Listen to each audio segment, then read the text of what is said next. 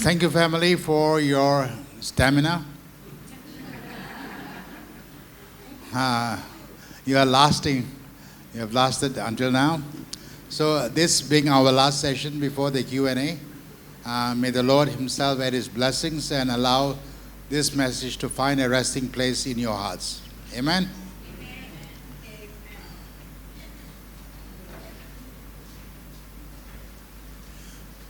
We are going to look at the last letter in that acronym, End Times.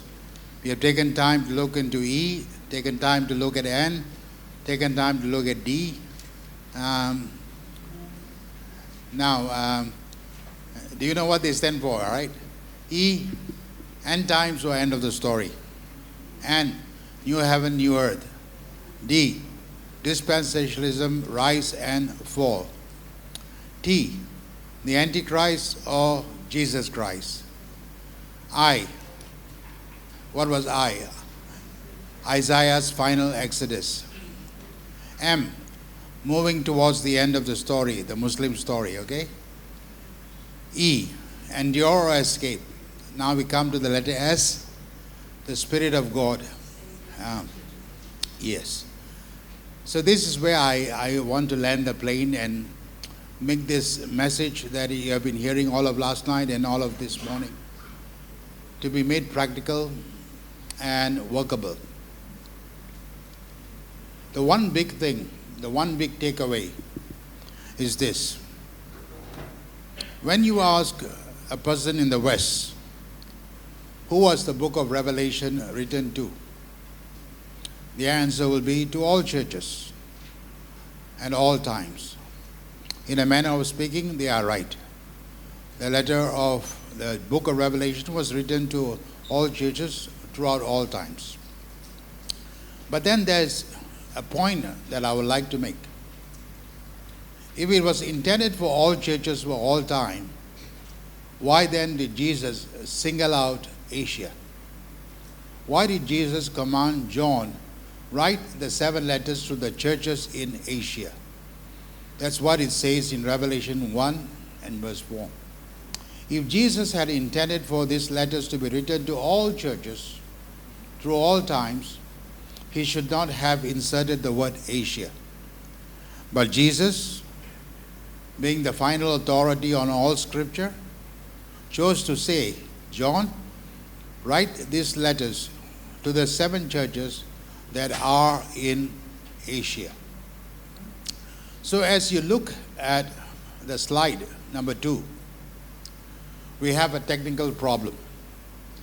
And this is the time for us to solve this technical problem. If you look at the slide before you, you will find that a certain translation says it this way and another translation saying it that way. And you are left to wrestle with, so which one of this is right? Or are they the same? All right, so here we go. In the ESV, English Standard Version, which is a literal translation. Now, you know what I mean by literal translation? Yes? Yes, no? If no, I will explain. Yes, all yes? All right, just for the benefit of whatever. This and literal translation, this and paraphrase. Okay, what does paraphrase means? That means they take the idea and make sense to you. In the middle is what we call a dynamic equivalent, like the NIV. So they take, to make ideas, translate sentence by sentence. The idea is to take sentence by sentence to make it meaningful to you. The literal translation, they go by word. The word must be accurate. So on the literal translation, you have ESV, NKJV, and ASV. This is a literal translation. On the far left, here, paraphrase, you have books like the Good News Bible, the Message, Phillips Bible, or the NLT, New Living Translation. That's a paraphrase. In the middle, you have Bibles like the NIV. So most people prefer in the middle, NIV. But there's a problem. NIV translates sentences and not words. Sentences and not words. So in other words, there is a chance, a slim chance, that you might miss what the original is trying to say. A slim chance. So here we go. In the ESV, this is what it says. John to the 7 churches that are in Asia. Period. Literal translation. NASB, New American Standard Bible. John to the 7 churches that are in Asia. Period. NIV. John to the 7 churches in the province of Asia. Now, that series of words, in the province of, is never found in the original Greek manuscript. Never. Then what is it doing there?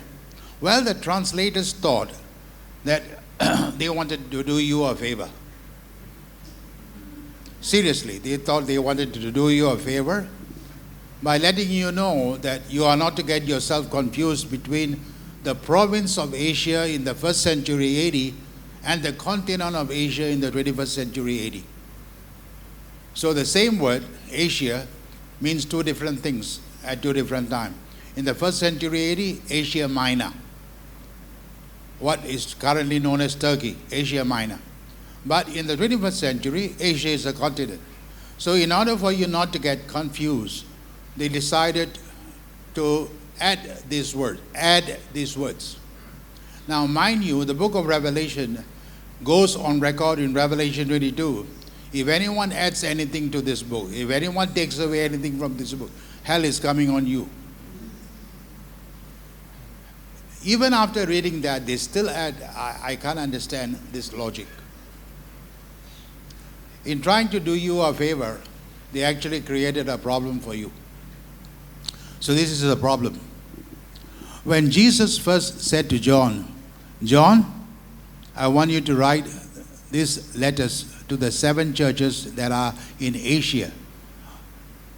Didn't Jesus know there is a continent of Asia and Asia Minor? Didn't Jesus know? John might not know, but Jesus knows. John is a mortal human being. He may not know, but Jesus knows. He is the Alpha and the Omega, who was, who is to come. Then why did Jesus still insist, still chose, John, just write the word Asia. Don't write anything else, just write the word Asia. And this is my understanding. I asked the Lord, why did you do this? Explain to me.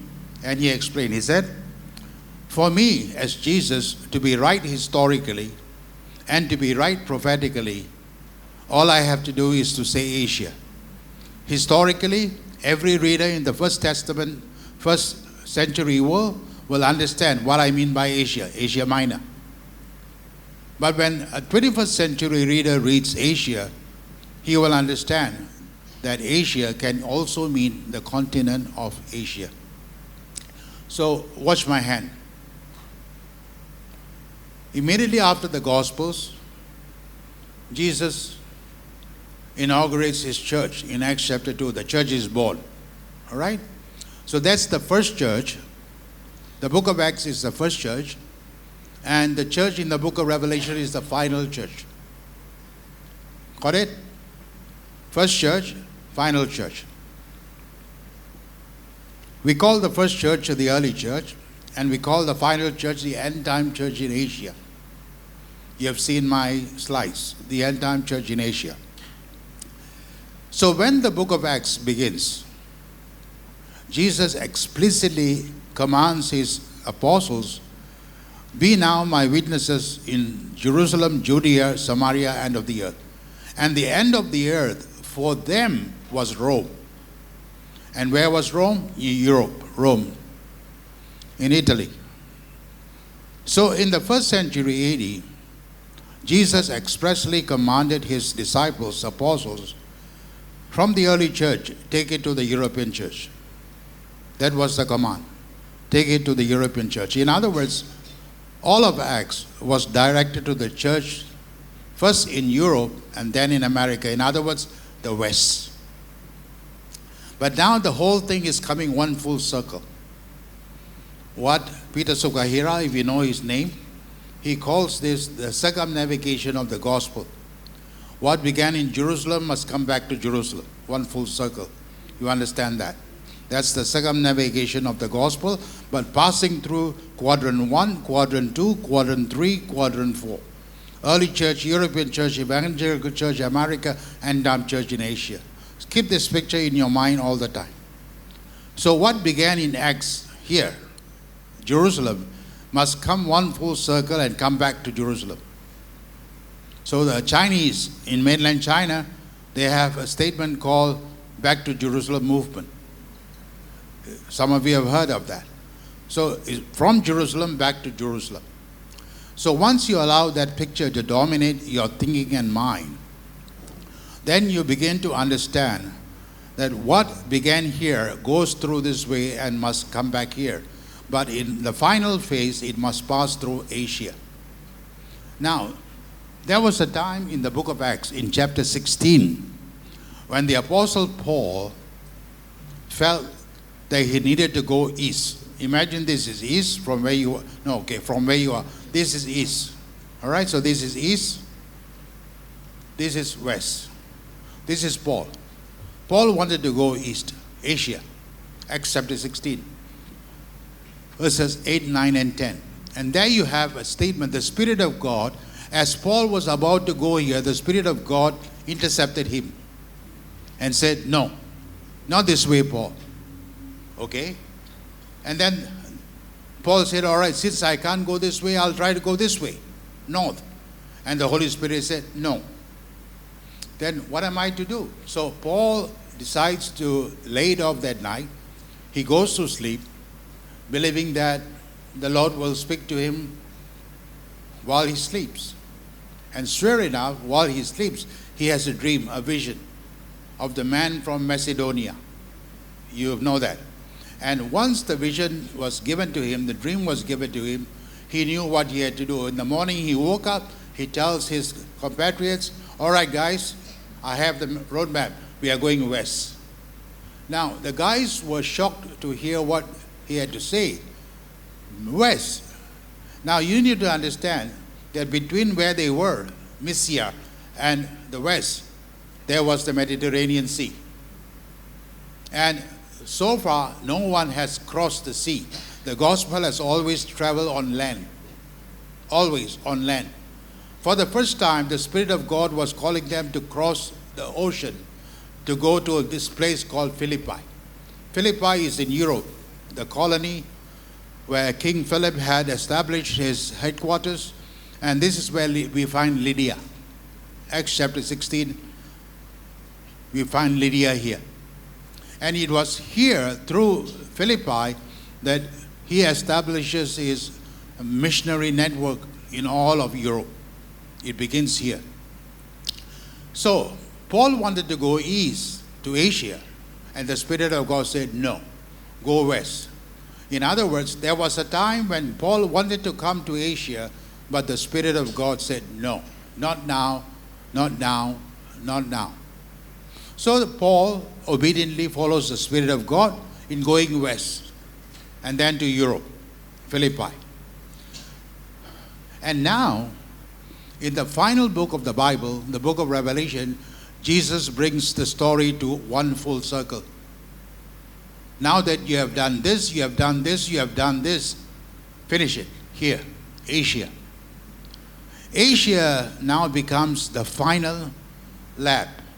And as we heard in the earlier session, Ezekiel chapter 43, I saw the glory of the God of Israel coming by the gate facing east. That's Asia. So one thing is becoming clear for us is that this is where the end time game is about to be played. Asia. And so the Spirit of God, not once, not twice, 7 times, to all the 7 churches, says this through Jesus.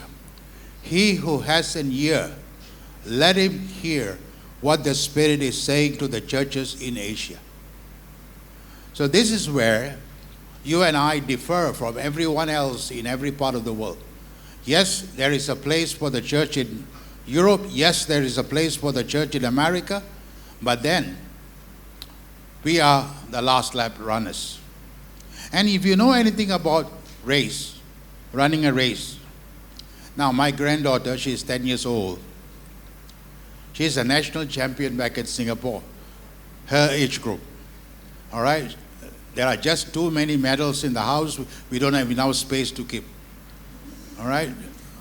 Thank God that she has been given that ability.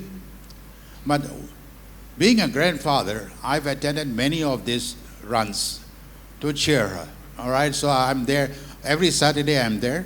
And then 2 times a week, sometimes I'm there. But every Saturday I'm with her. Now, this is what I noticed.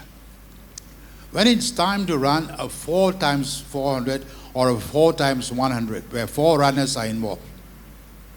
Okay, that's called a relay race, all right? 4 runners. You have the first runner taking off, second runner taking off, third runner taking off, and then the final runner. The last runner is called the anchor man. Anchor man because everything rises or falls on the last runner. And for the record, the last runner is the best runner among the all 4. Okay? Why am I saying this? For some strange reason, I can't understand why. I'm still asking why. Jesus have chosen to believe that compared to the early church, first runner, compared to the European church, second runner, compared to the evangelical church in America, third runner, somehow you and I, as the 4th runner, become the anchor man. Now look at your neighbor and say, do you see a winner in the face? You know, look how pucka the face is. Look how miserable the face looks. Yet for some strange reason, Jesus said, you are the best runner ever. I've asked him 1,000. I said, Jesus, come on now. Look at me, look at you. I said, come on now. But Jesus is Jesus. He says, you are my anchor man. You are my anchor woman. You are my anchor man. You are my anchor woman. Now say that to your neighbor. Now, don't say drink anchor beer. Anchor man, not anchor beer. Don't say that. Anchor man, all right? So this is the reality. For some reason, he believes in you. He believes in me. And somehow he believes that with all the messiness that we have picked up in life, that somehow we will clean ourselves up, stand up, and be counted in and win the race for him. He believes that. I don't believe. I have a tough time believing that. But he believes that. And what he believes counts. And so I said, okay, Lord, if that's what you believe, that's what I choose to believe also, in spite of. So in other words, there's a call, a special call placed in the last runner. No matter how the church had run in the past. In other words, the first runner failed, second runner failed, third runner failed. The 4th runner can make all the difference. You and I have seen races. The 4th runner makes all the difference. My granddaughter is the 4th runner. And I've seen her time and time again, beat the odds. Beat the odds. So every time I see her, I say, oh Lord, that's a reminder to me. Yes, my granddaughter is running, but I feel that I'm the one running. And that I need to run my race. So when Paul uses the phrase in 2 Timothy 4, I have fought a good fight. I have finished the race. I've kept the faith. What did he mean by that? Tomorrow I'm using that as my launching pad in the Sunday service, where I'm preaching on, I have found my God-given destiny, I have followed my God-given destiny, and by God's grace I have fulfilled my God-given destiny, and now I am ready to die.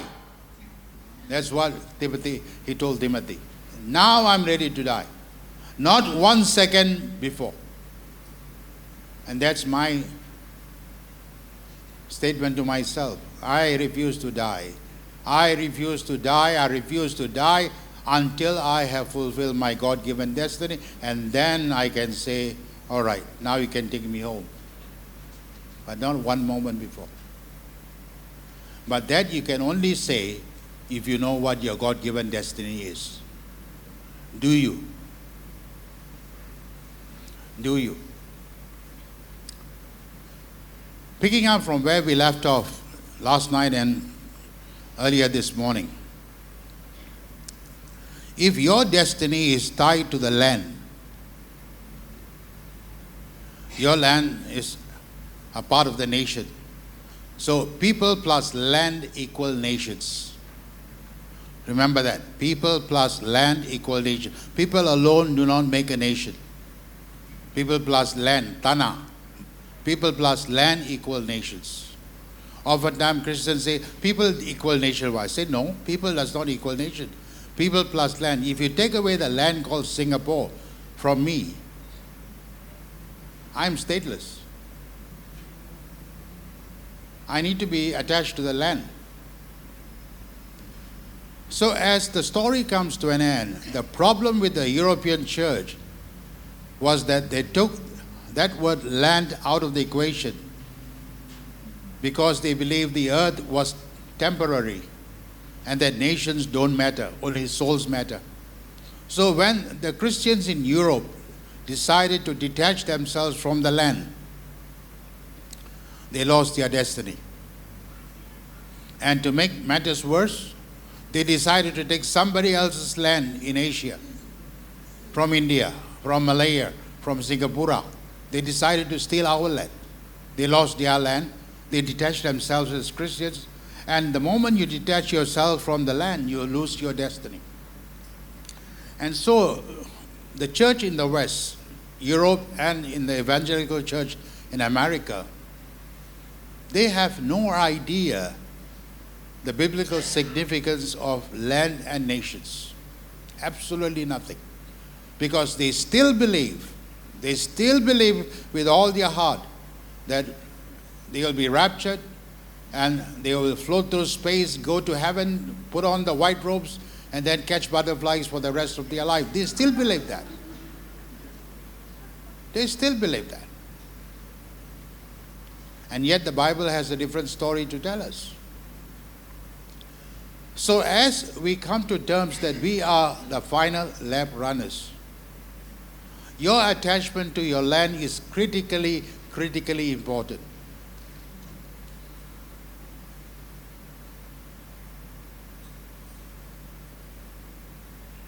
One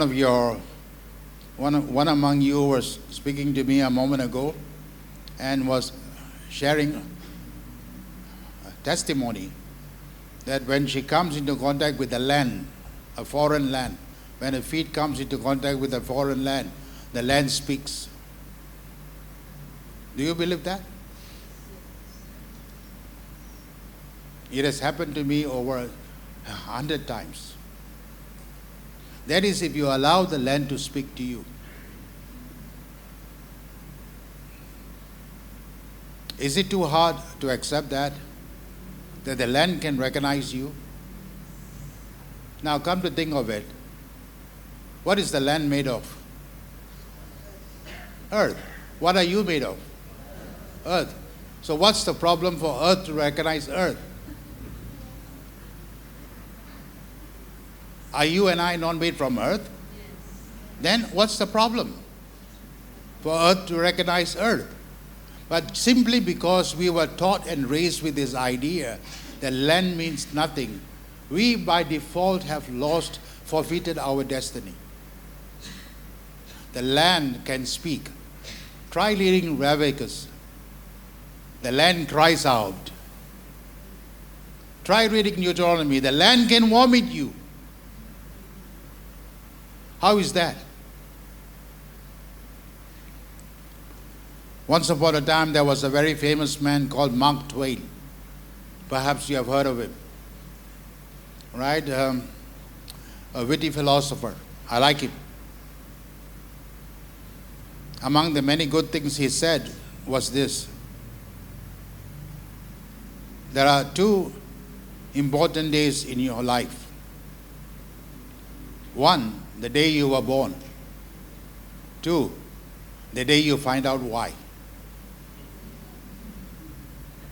Now, the answer to the first question we all know. Do you know the answer to your second question? So why were you born? Why? Are you an accident? See, this is the question that we need to ask and answer in this hour. What am I doing here? What is my destiny? What's my destination?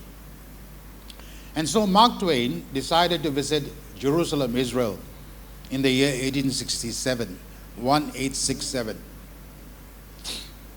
some times ago. And when he arrived in Jerusalem, he looked north, he looked south, he looked west, he looked east. What did he see? Absolutely nothing. Absolutely nothing. All he saw was desert, desert, desert, desert. And so he began to chronicle in his diary, this place is cursed. Nothing grows here. Nothing ever will grow here. He wrote that in his diary, 1867. Fast forward, 1967. By 1967, Israel has been reborn as a nation on May 14, 1948, after being absent from the world map for 2,500 years. And by the time it came to 1967, Jerusalem has become a permanent part of the Jewish state following the Six-Day War, June 5, June 10. So what happened? If Mark Twain had come to Jerusalem, the same city that he had visited 100 years ago, if he had come to Jerusalem 100 years later, 1967, he will be appalled by what he saw, what he sees. He says, this can't be the same Jerusalem I saw 100 years ago, because this time everything is green. This time everything is beautiful. This time everything is flourishing, blossom. What happened? I'll tell you a secret. When it comes to the nation of Israel, right after Babylon, Nebuchadnezzar laid siege over Israel, Judah, Jerusalem, and he took Ezekiel, Daniel, Shadrach, Meshach, Abednego as captives to Babylon 70 years. God punished them because of their disobedience. Disobedience over what? Disobedience over the land. Did you hear that? Because they violated the laws concerning the land. The land was expected to rest every 7 years. And on the 49th year, it must lay completely at rest. These were the laws of God, the Jubilee laws of God. Leviticus chapter 23. What did the Israelites do? They refused to let the land rest the first 7th year. They refused to let it rest the second 7th year. This went on for 490 years. And God said, time's up. Even 490 is 70 times 7. And God said, time's up. I'm taking you out of the land. That's your punishment. I'm taking you out of your land. And when God took their land, these guys out of the land, technically they lost their destiny, because they have been removed from their land. Now, in case you are struggling to accept that, when you read Genesis chapter 2, you come to that moment in Genesis 2 where God, look up here, this is Adam. So Adam was created somewhere here. And then the Lord, according to the Bible, Genesis chapter 2, he took Adam after he was created and planted him in Eden. That's what the Bible says. He took Adam, who was created here, and planted him in Eden, because Adam's destiny lied in the land called Eden. And when things went wrong for Adam, he was expelled from Eden, and thereby he defaulted his destiny. Now, so what came first? Adam or land? Who came first? Adam or land? Land. So land was created for a purpose, to allow man to inhabit and to find, follow, and fulfill his God-given destiny. So, back to the 70-year captivity, they lost their destiny. The people lost their destiny. And they understood that. 70 years, they said, we want to go back, we want to go back, we want to go back. Because they understood a fundamental concept that until and unless they are attached to the land, they will default their destiny each time, every time. Mark Twain, coming back. So what made the difference? The land called Israel recognized the difference between passerbys and citizens, the sons of the soil, Bhumiputra. So ever since the Babylonian captivity, first Israel belonged to the Babylonians, then Israel belonged to the Persians, then Israel belonged to the Greeks, then Israel belonged to the Romans, then Israel belonged to the Mamelukes, all the way up to the British Empire in 1917. In other words, Israelis were not occupying Israel. Foreign people were occupying. So the land was watching. Who is walking above me? And as long as the land says, you are not an owner, you are not a son of the soil, you are a foreigner, you are a tenant, you are passing through, you are a tourist, I will not respond to you. And that's what happened all the way until Mark Twain said nothing grows. And then 100 years later, suddenly everything changed. What happened? The land recognized when the Jews started coming home. The land recognized. Imagine what that kind of a thinking does to you. I'm just like you, raised just like you. Never gave a second thought about land. But the moment I realized and recognized, I repented.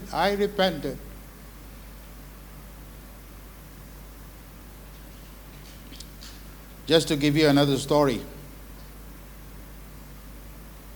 I've been in Israel for plus minus 25 years. Until the war, I was there. 8 months a year, I'm there. In 2015, the Lord gave me a summons.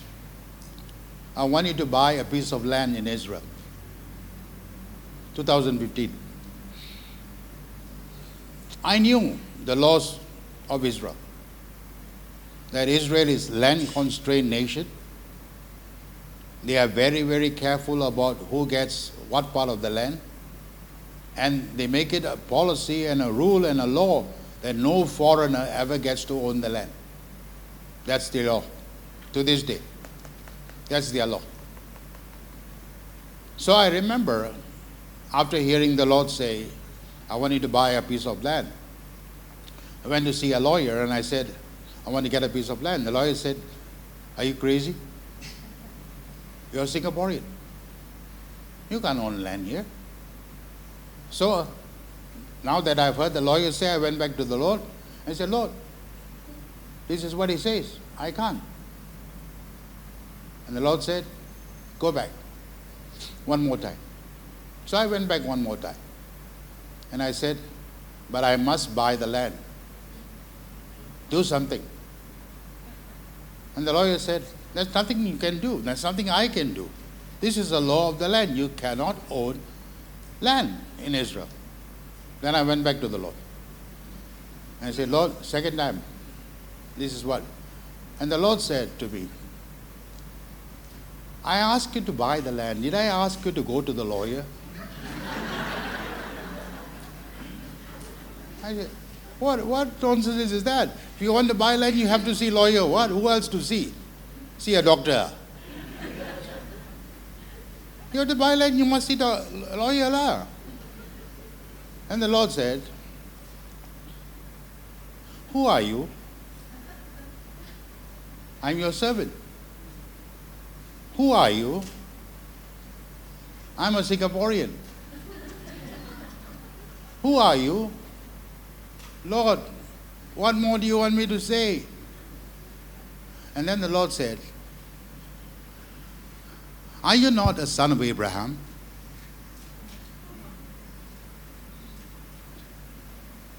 Lord, what?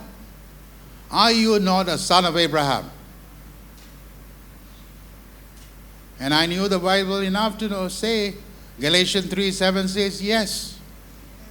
Did I not give my land to Abraham? Yes. Did I not say to Abraham, he and his offspring will own the land? Did I not say that? Yes, you did. Now go and stand on the land and speak to the land. And so I did a crazy thing.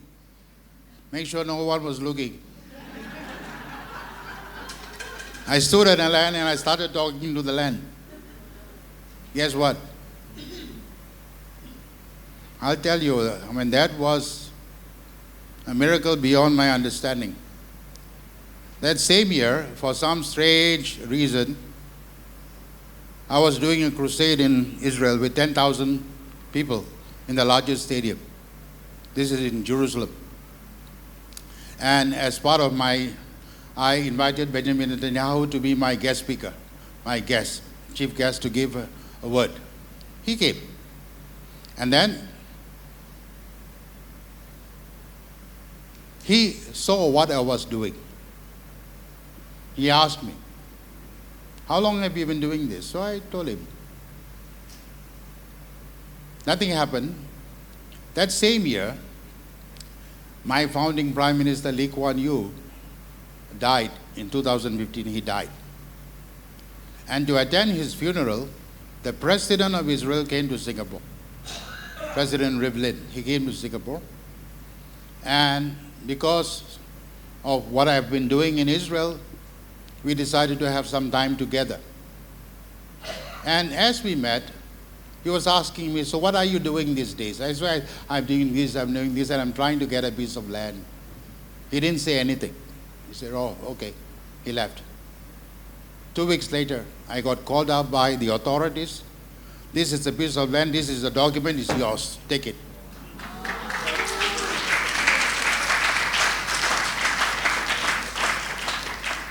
The money for the land was $2.8 million US. I didn't have a single dollar on me. Between those 2 weeks, one guy walks up to me and said, the Lord said to bless you. And he left me $2.8 million. Now you tell me, can the land listen? Can the land listen? But I had to learn it the hard way. Like you, I was never raised to understand this. But as we are coming to an end, Asia, the devil has done so much damage in our part of the world. Talking about colonizing, he colonized Asia and colonized the Pacific Islands. Why? Because the devil knew. Remember, the devil does his quiet time every day.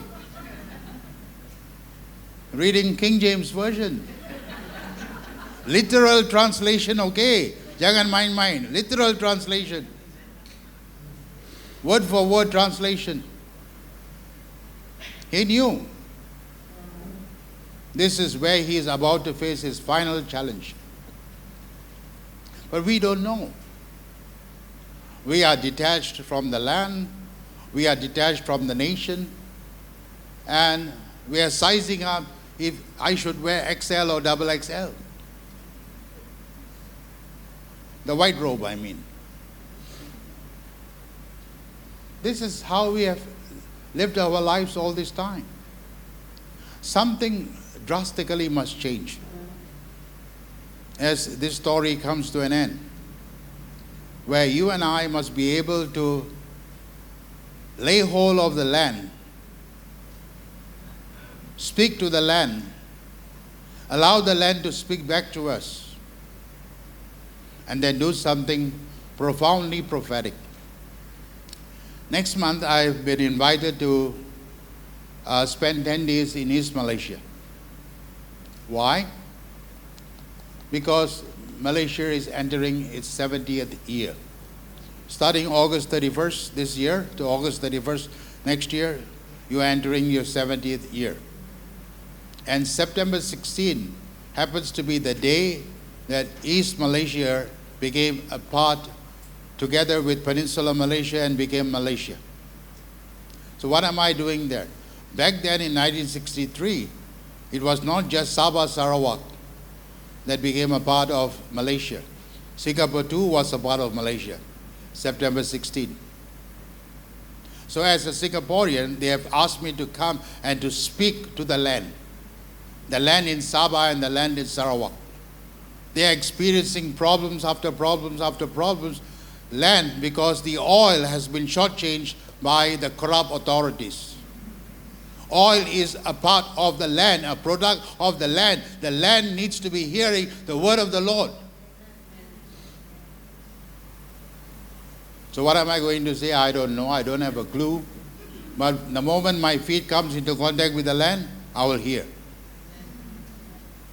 I will hear the land speak. So this is a reality, my dear people, my dear family, my dear Keluarga. This is a reality. And far too many Malaysians, without realizing that they are putting their destiny into default, simply allow the push factors to get them out of Malaysia. The millions who have migrated out of Malaysia. Now, among the millions who have migrated out of Malaysia, some have left by design. Some have left by default. What do I mean by that? In other words, some were definitely called by God to leave Malaysia and to be planted in a foreign soil, like Joseph. But others have gone into the default mode where their destiny was to be found in this land called Malaysia. But because of the push forces, they left. They left.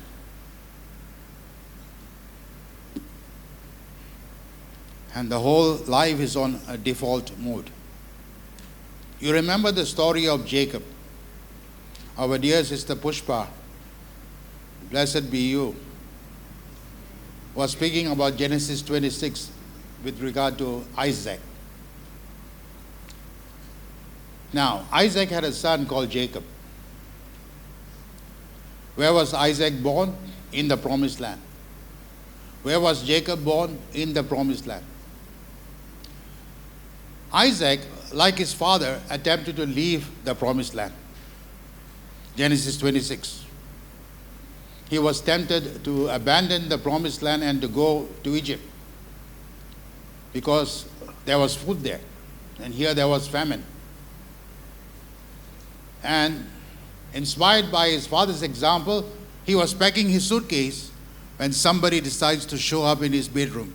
Pow! Oh God, Jesus, what are you doing here? And Jesus says, I don't want you to go, Isaac. And Isaac said, Jesus, just look out for yourself. Nothing grows here. Absolutely nothing grows here. And Jesus said, I am the one who entered into a covenant with your father Abraham. Your father Abraham was faithful all the way to the end. And because he was faithful to the covenant, I chose to bless him. You are his son. Trust me and see me bless you. But Lord, trust me and see me bless you. I blessed your father, I am blessing you.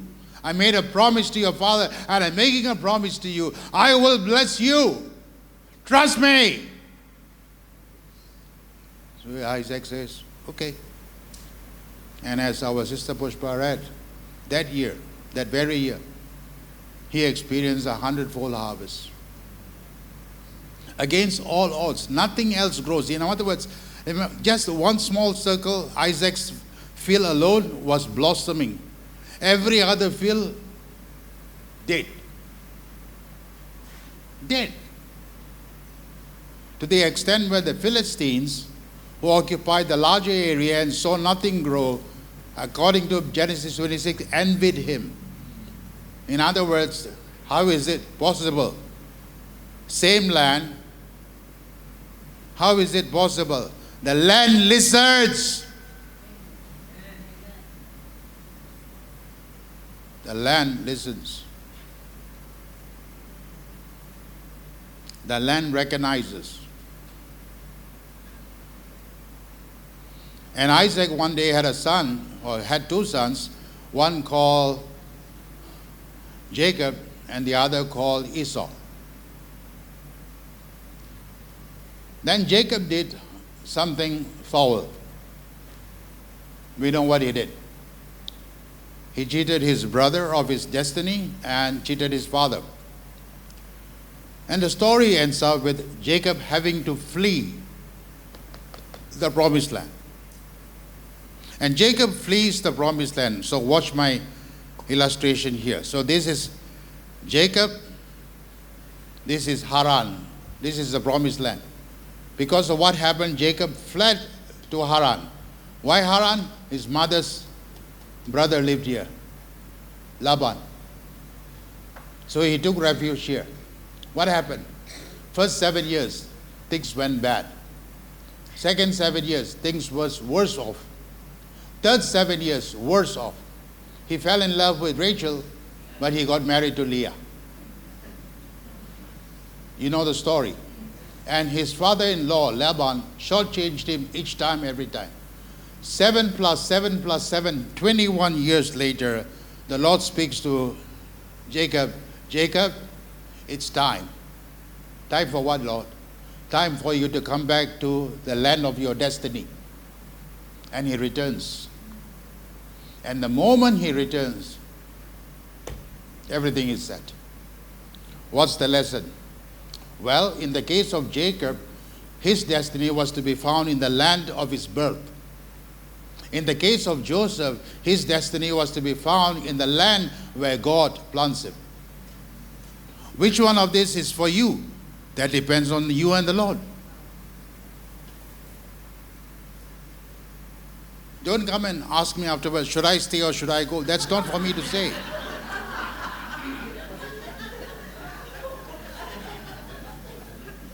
That's not for me to say.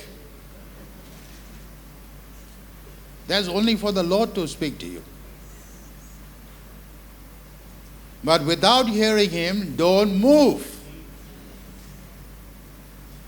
Don't move.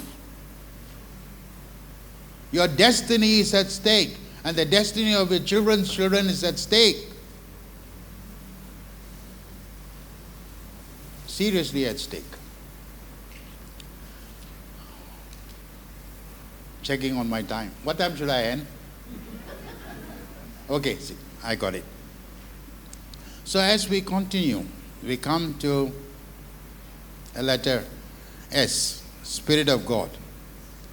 Let me pull out my slide.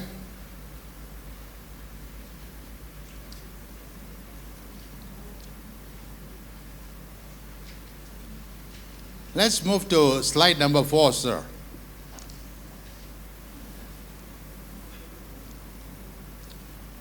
Okay, now,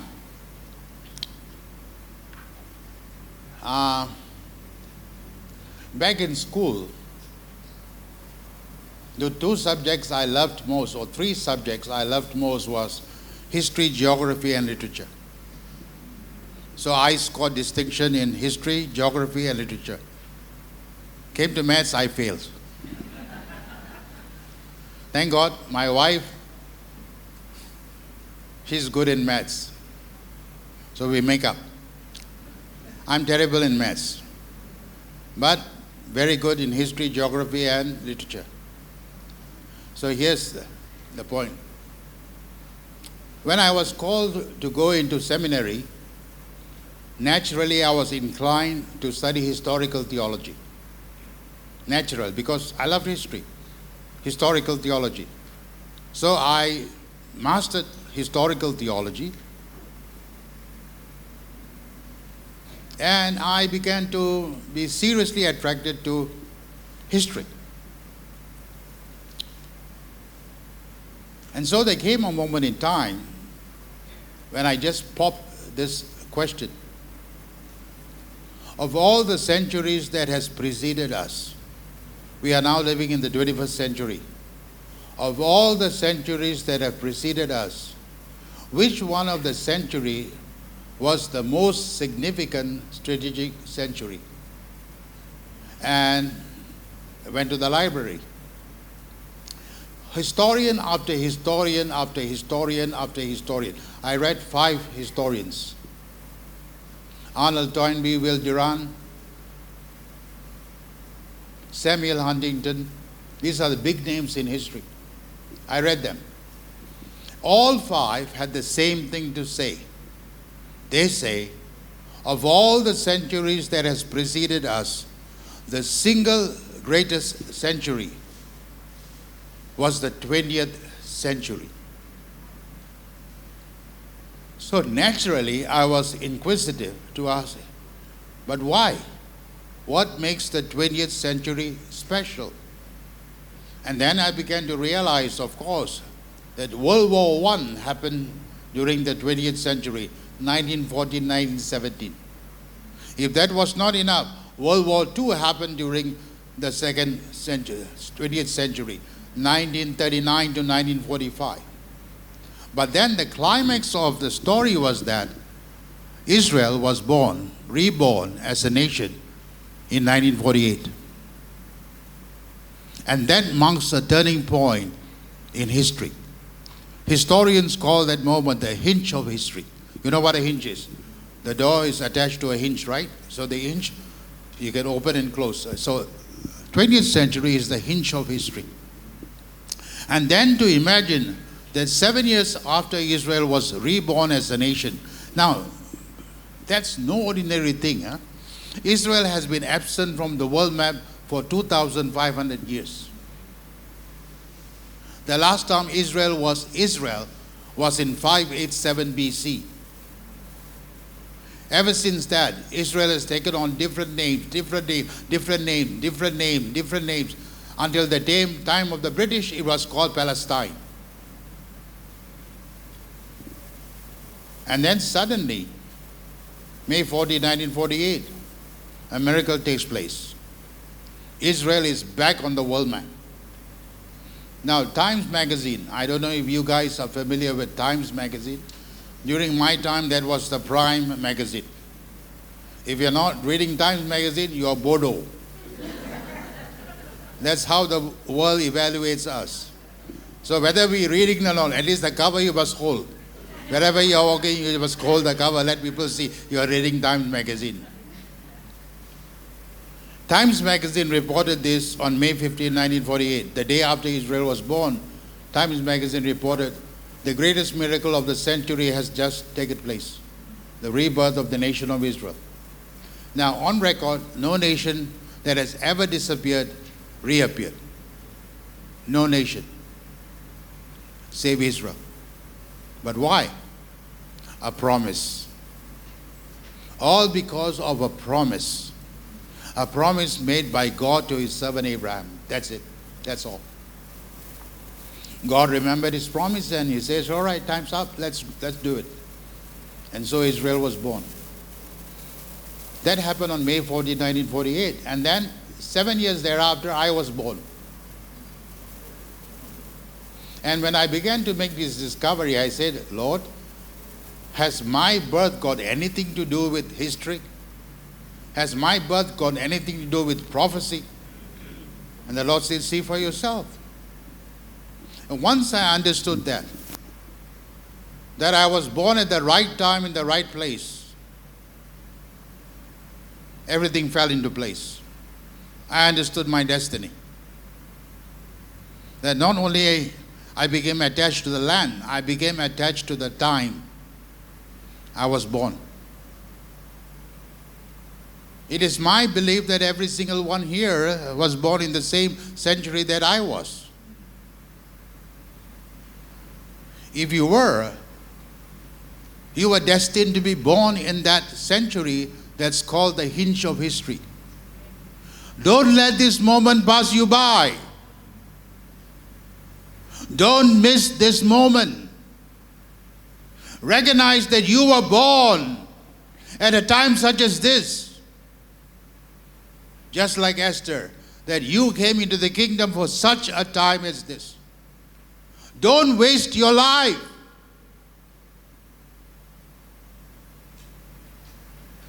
Live it out. Don't dare waste your life. Live it out.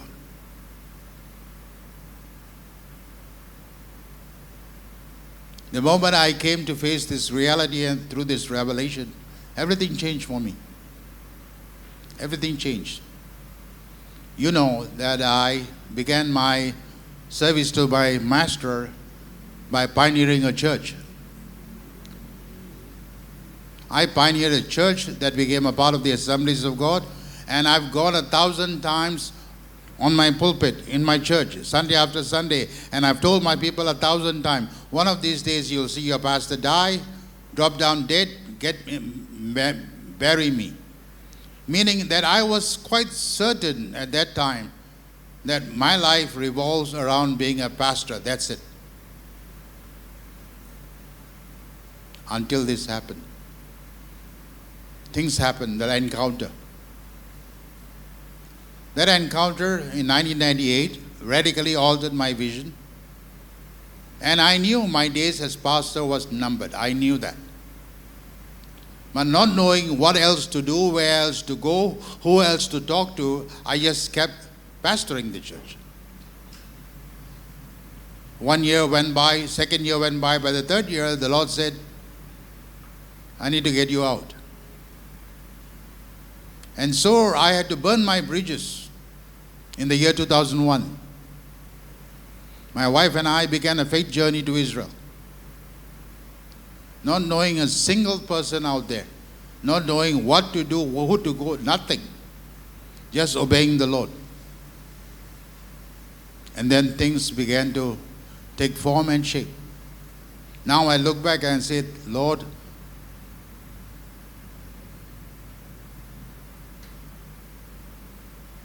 I'm in debt to you for all the great things you have done. Now look at me, when I look and I stand before the mirror and I said, you're a paka guy, you are nothing. And yet,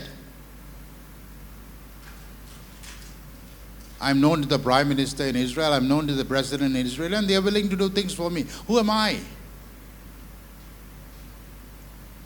I've asked myself this 1,000 times, who am I? I am nobody. I'm just another guy. But someone was willing to step into his destiny. That's the difference. And that is the difference that you are called to make in this hour. So as you come to these two realities, the cross, Moses, when he was herding his father's flock, Exodus chapter 3, he's herding his father's flock. He saw a bush being burned. The Bible gives us an exact account of what happened. He saw a bush being burned. And all he had was curiosity. He was simply curious, that's all. Simply curious, nothing more, nothing less, nothing else, just curious. Hey, how come the bush is burning and yet it's not consumed? So he decided to check it out. That's all, curiosity. And he decided to walk in the direction of the burning bush. And stopping dead in his tracks, he heard a voice from coming out of the burning bush. Take the sandals out of your feet. The land you are standing is holy ground. Holy ground. Land. What happens next? God begins to speak to Moses. Moses didn't realize that this was a setup. He didn't realize that this was a setup. Moses must have wished, I wish I had never come here. I wish I never saw this bush on fire. I wish this, I wish that. I wish that I could continue on my life as it was before. But now he has crossed the line, everything has changed. And then he hears the Lord say this. Moses, yes, my Lord, may I ask who you are? Moses, I am the God of your father, Abraham, Isaac, and Jacob. Oops. It's you. Yes, it's me. Moses, yes, Lord. You remember, a long, long time ago, I made a promise to your father Abraham. Yes, Lord.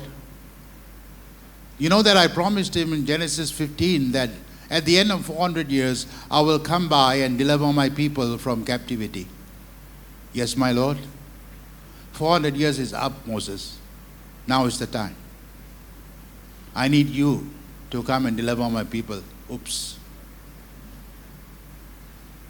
Say that again, Lord. 400 years is up. The time has come for me to deliver my people. And I'm summoning you, calling you to come and deliver my people. The rest is history. Land, time. Did you catch that? Land, time. 400 years was over. And Moses had to respond. God of the Bible is incredible. I don't know if you know him well enough. The God of the Bible is incredible. How he connects the dots and how he pulls this and pulls that together and make it all make sense is incredible.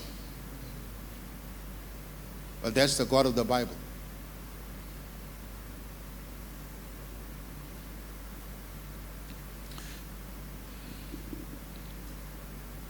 Let's go backward. Abraham. All we are told is that God called Abraham and Abraham said yes, and the rest is history. What you and I don't get to read in our Bible, but you get to read it in the Talmud, the Jewish commentaries, is something else. In the Jewish commentaries, they have an added story. The added story goes like this.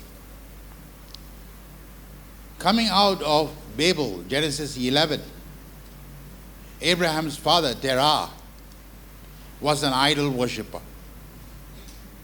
He served under the reign of King Nimrod, prototype Antichrist number 1. Abraham's father served the Antichrist. And there came a time when Abraham's father, Terah, had to go to the town to buy some things. So he told his son, his young son Abraham, son, I'm going to town to get some things. While I'm out, I want you to look after the shop. Because Abraham's father Terah sold idols for a livelihood. He was not just an idol worshipper, he sold idols. And so he asked young Abraham, his son, to look after the shop while he's away. After some hours, the father comes back, Terah, and finds the shop in ruins. No idol is standing. When he left, the idols were standing, but now every idol was on the ground, pounded to ash, powder.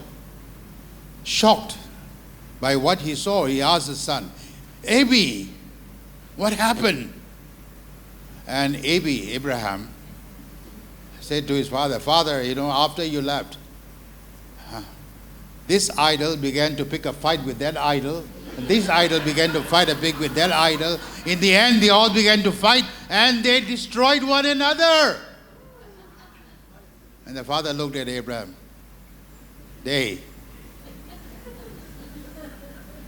Janganlah. Jangan tembak beginilah. He says, what nonsense are you talking about, idol fighting with idol? Idols don't move, idols don't speak, idols don't fight. Then Abraham said, Father, you are so very right. If you know that idols can't speak, they have eyes can't see, they have mouth can't speak, feet cannot walk, then why do you worship them? Now this is the reason why God chose Abraham.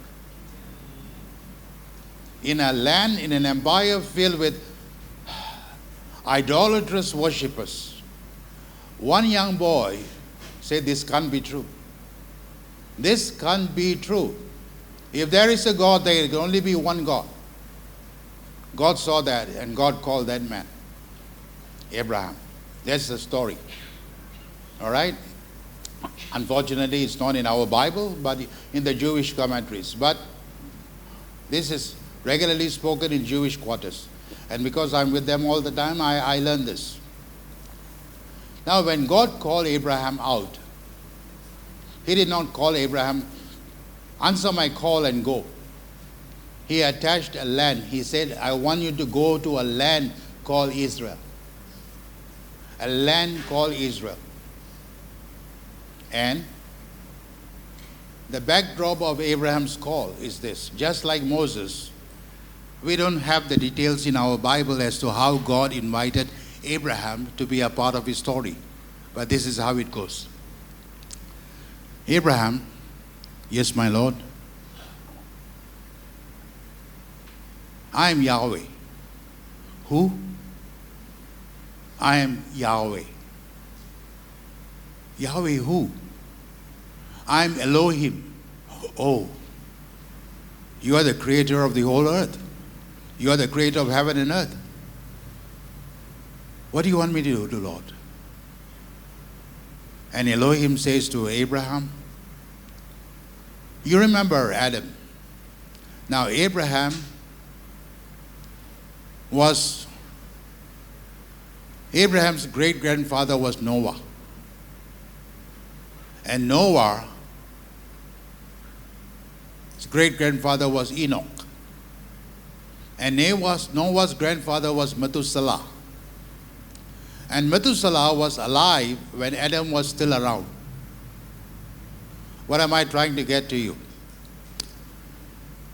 These people lived so long that they crossed each other's genealogies. Enough to hear stories from Adam. Adam told the story to his son, and it passed on to the time of Enoch, Methuselah, Noah, and then Abraham. The story is passed on. So here's the Lord asking Abraham. You remember the promise I made to Adam. Which promise, Lord? In Genesis 3 and verse 15. Lord, what was that promise? I made a promise to my servant Adam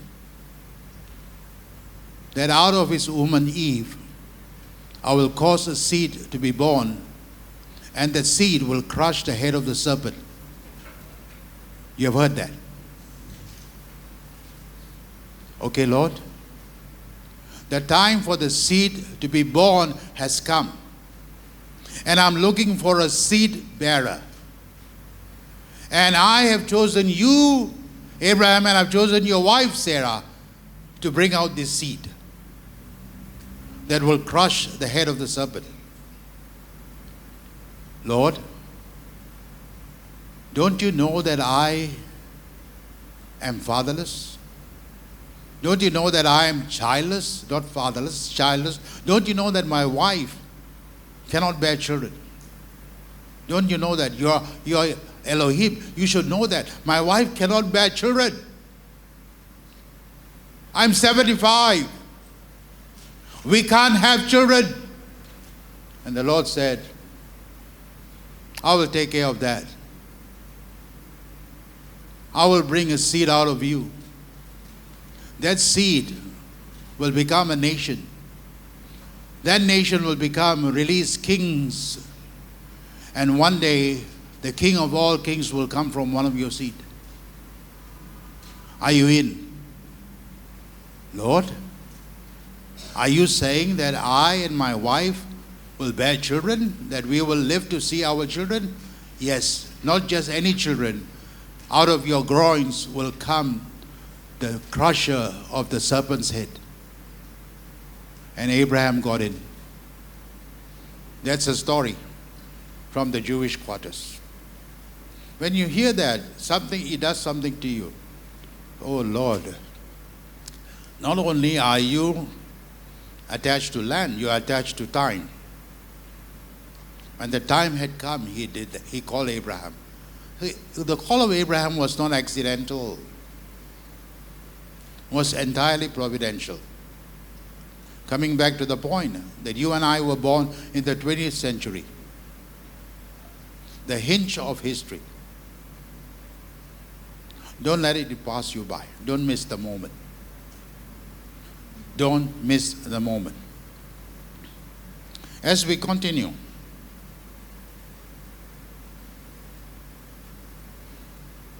lost my slides, give me a moment.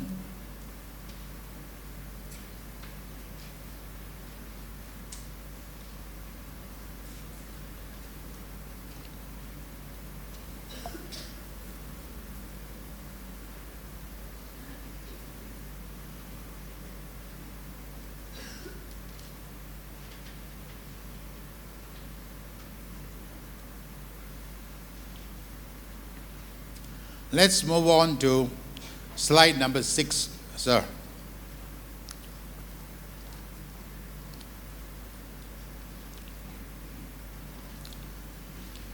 What you see before you, I cannot cite a chapter and a verse directly, but this is a revelation that I received from the Lord. You remember earlier today I mentioned 80-30. And I specifically had asked you to remember that, 80-30. So now comes the reason as to why 80-30 is significantly important. Now, reason number 1. 80-30 was the year Jesus died, buried, rose again, and ascended to the right hand of the Father. All happened in 80-30. Now, 80-30 plus 2,000 years brings us to 2030. 80-30 plus 2,000 years brings us to the year 2030.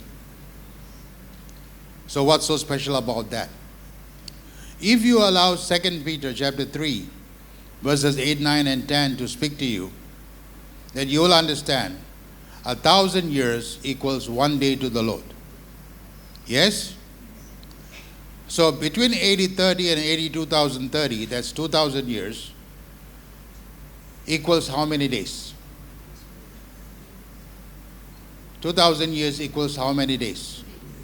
2 days, according to Peter. In other words, the moment we cross 2030, we are stepping into the 3rd day. We are stepping into the 3rd day. If that wasn't enough, when I received this revelation, I struggled to process that. I said, but Lord, give me something else. And the Lord said, okay, I'll give you something else. So this is where we in Asia must take this seriously. The people who invaded us, the people who colonized us, who are they? Where did they come from? Well, they come from Great Britain. Great Britain gave birth to an entity called the East India Company. Those of you who have done your history, you know what I'm talking about. They gave birth to an entity called the East India Company. And the East India Company was born in the year 1600.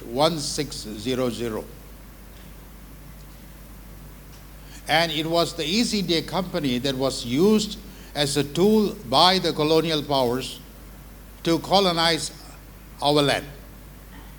Singapore, Malaysia, Indonesia, and the lands near and far. It was the Easy Day Company, born in the year 1600. Now do some maths. I know it's late in the afternoon. Stay awake. Do your maths. 2026 right now minus 1600. What do you get?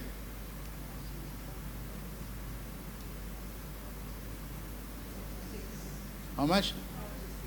426 years. If you ever recall that the first Exodus took place at the end of 430 years. We know that from the scriptures. Israel was set free 430 years here. So it is my conviction that I want to humbly submit before you that we have 4 years before we cross 2030. 4 years. That's it. Once we cross over the other side, the church in Asia will explode. Explode with spiritual power the world has never seen. It's the third day church, the church of the resurrected Christ.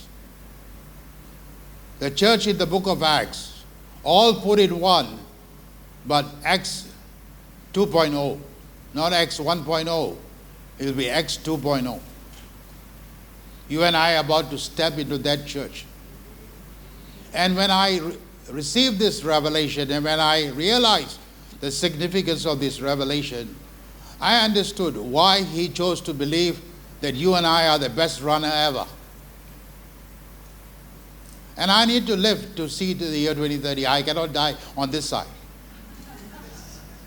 I cannot. Now turn to your neighbor and say, you better not die. Don't die before 2030. Tell your neighbor.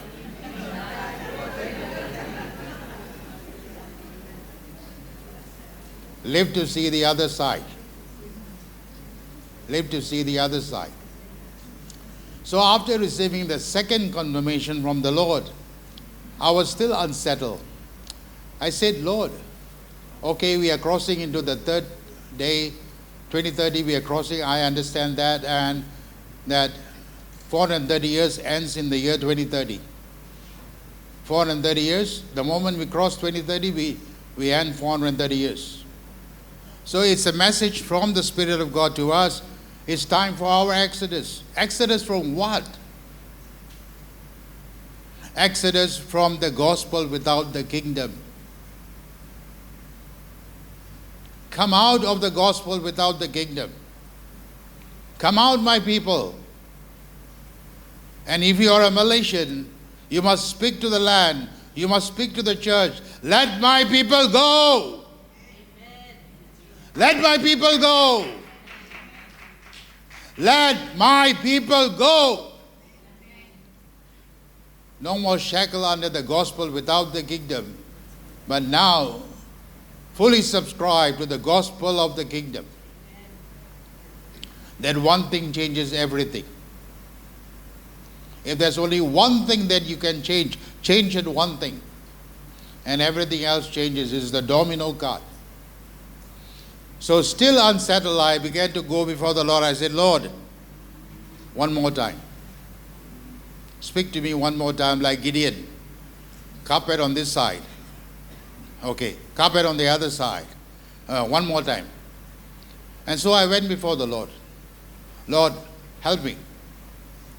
One more. Speak to me one more time. And I will make this public. And the Lord began to take me to Luke 24 and verse 1. And there you find something very interesting. I see the third day can be the next 1,000 years. Right? If the first day is the first 1,000 years, the second day is the second 1,000 years, the third day technically will be the next 1,000 years. Why should there be an urgency? It can be anytime during the Lord took me to Luke 20 was what he said, read that. And it said very early in the morning on the first day of the week. In other words, the day Jesus rose from the dead, the third day. Very early in the morning. Those words screamed at me. Meaning, very early in the next, after 2030, very early, anytime after 2030 is going to happen.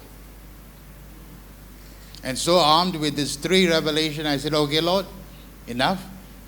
I will go public on this. And I've got public on this many places. You're not the first, but you'll not be the last. I've gone public with this information. So, as we go to the next slide, slide number 7. Remember, everything is contingent on one thing. Jesus said this, the gospel of the kingdom must be preached in the whole world as a testimony to all the nations, and then the end will come. Now, what did he mean by, and then the end will come? Paraphrase that. And then I will come. So when will Jesus come? Only after the gospel of the kingdom has been preached to the whole world as a testimony to the nations. What we are preaching now is the gospel without the kingdom. Meaning, Jesus cannot return. He cannot come. We think we are waiting for him, but the reality is he is waiting for us. Until you get your act right. Preach the gospel of the kingdom to the whole world as a testimony to all the nations, not to the souls, to the nations. And then I will come. So this, if you look at the next chart, chart number 8, this is the breakthrough that you and I desperately need. Early church, European church, evangelical church, the end time church. This is where you and I need to move. Slide number 9. Things are happening so very fast right before our eyes. The battle in the Middle East. If nothing else, this battle alone has accelerated God's timeline. Things are moving so very fast. And in the midst of all this, something is about to happen. What is this something that is about to happen? In the book that I authored in 2012, on the commentary on the book of Revelation, 500 pages. Nobody wants to read 500 pages. So I'm rewriting that to 200 pages. Okay? People, Allah, sangat tebal. Stay away. Christians, they want something handy and easy. 200 pages max, that's it. Beyond that, no capacity is... So, when the war took place in February, my spirit was alerted. Is this the moment? Is this the moment? So when you see the chart before you, you see several things happening as we speak. Number 1, war in the Middle East. It's happening as we speak. It's been day 13 or day 14 now, and the bombardment is still going on. Now, the reality of the matter is, America believes that by pounding Iran, they will bring Iran to her knees. America believes that. And allow me to say this. Even if America succeeds, underscore the word even. Even if America succeeds, it'll only be temporary. Iran will rise again. Iran will rise again. Why? because Iran has to fulfill its destiny. Destiny to be one of the 10 nations, championing the 10 nations to march against Jerusalem, Israel. So that needs to happen. So because I know that, I know this cannot be over now. And if you know the Antichrist, he dies but he comes back alive again. His wounds are healed.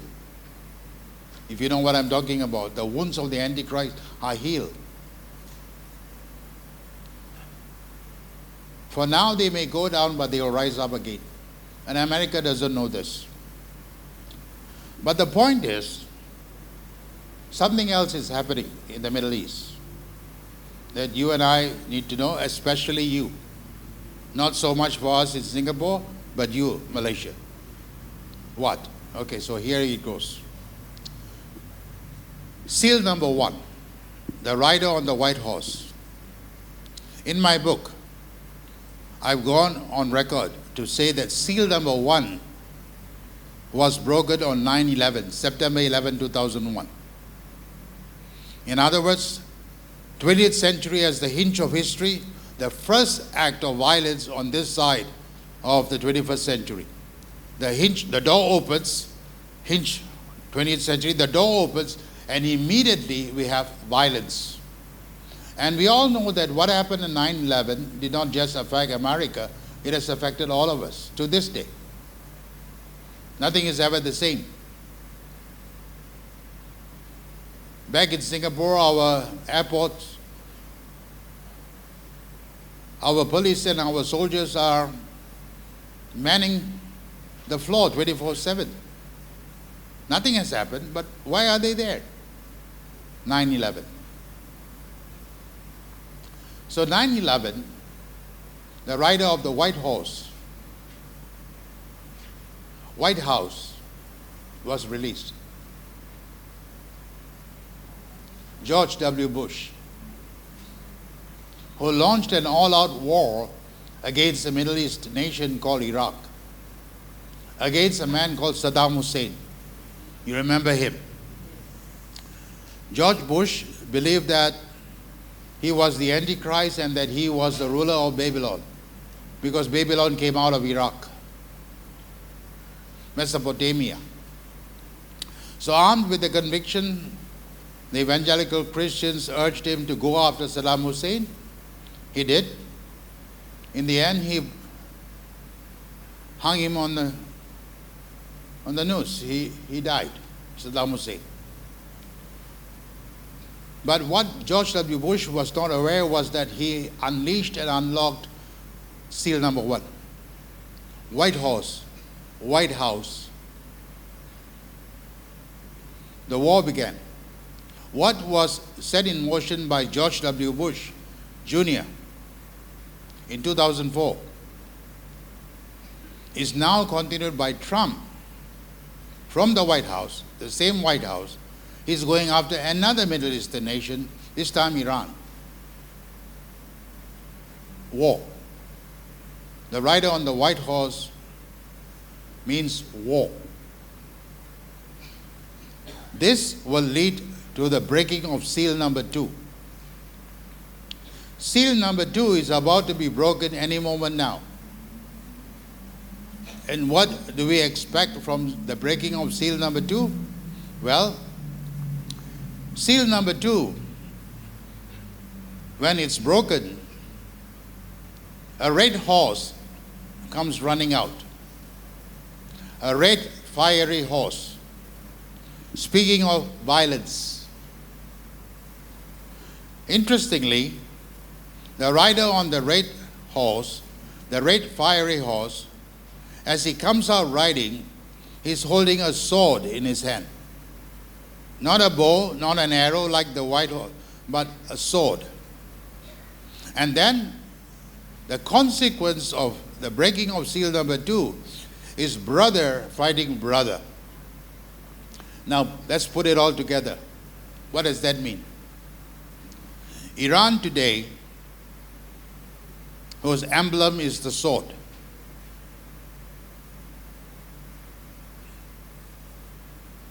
almost all Middle East nations have the sword as the emblem. He's coming riding out at a time like this. He realizes he can't hit America. Iran realizes he can't hit America. America is too far away. But then he goes after the allies of America, like Kuwait, like Bahrain, like Iraq. And this is the moment when brother is warring with brother. Iran versus Bahrain, Iran versus Kuwait, Iran versus Iraq. Brother is fighting brother. And the moment will come when the brothers say enough is enough, and they will wage a war. Saudi Arabia has also been under their hit. And this all-out war will come out in the name of Shia versus Sunnis. You heard what I said. Shia versus Sunnis. Saudi Arabia is, Iran is. They have been waging a war, a cold war between them for ages, fighting for supremacy. Iran wants supremacy because they believe in a different sect of Islam. Saudi Arabia believes they are called to lead, but a different sect of Islam. It all has to do with Muhammad. And this is the battle that is about to blow before our faces. Once you see that happen, it's already happening.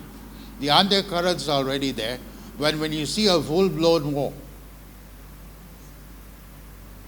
that's your sign. Seal number 2 is broken. And once seal number 2 is broken, the next seal to be broken is a black horse.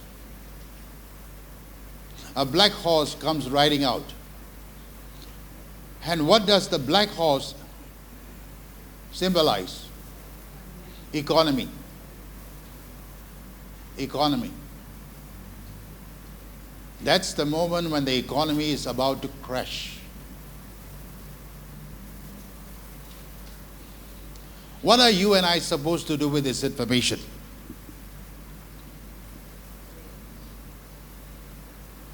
I've gone before the Lord. I said, Lord, information for intercession, share it with me. Information about investment, don't share with me. I'm not an investor. I used to be. A long, long time ago I was. That was in my previous life. I've given that up, and I've been serving the Lord ever since. But I understand the investment world. I understand the investment world very well.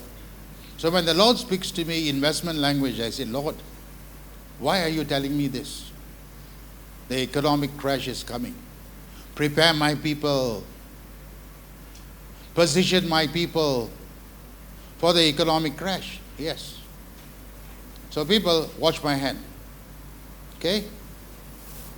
This is the 7 seal trumpets. No, 7 seal judgment.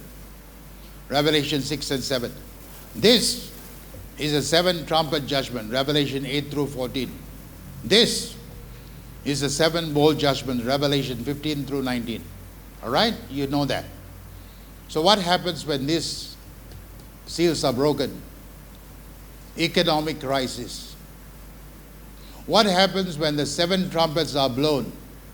Ecological crisis, an environmental crisis, where water, drinking water, 30% of the drinking water will disappear. Imagine what this will mean on that day.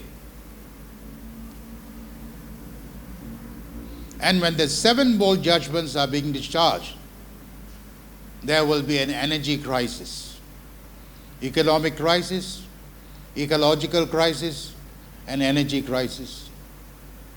So what are we supposed to do with this information? Intercession? Okay. Investment? I struggle. Because a long, long time ago I vowed before the Lord I will never go back to where I came from. But the Lord began to teach me through the Apostle Paul. Everything I've taught you in the past, I intend to use that in the future. That's the life of the Apostle Paul. He had to use that story to get me to listen. And so, slowly but surely, I'm beginning to speak to God's people in the marketplace people, about these three. And how we can use the book of Revelation to invest wisely.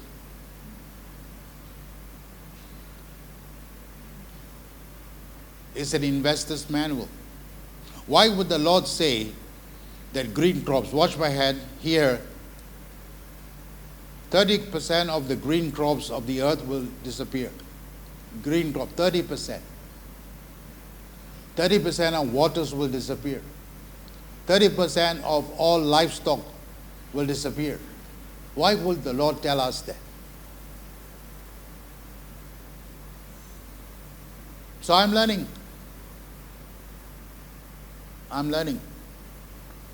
Allowing the Lord to instruct me, to teach me, to guide me. So what do you want me to do with this information? So I'm allowing the book of Revelation. In the years past, I used the information for intercession. In the years past, I used the information for instruction. But now I'm using the information for investment. Back in Singapore, I tell the people who are close to me, invest in this. I'm not going to tell you what that is, but I tell them invest in this. I tell my close friends in Indonesia, invest in this. And they have been so very grateful to me. Thank you, Pastor. Thank you, Pastor. Thank you, Pastor. Where did I get the information? Book of Revelation. But I need to guard my heart to make sure that I do this in the right spirit. That I do not allow the corruption that overtook Lucifer to overtake me. I need to guard this. So this is the extent of what the Lord has in store for us as His people here in Asia. Let us not fall short of what God is expecting of you and I. Let us not fall short. So with that, allow me to stop and take up.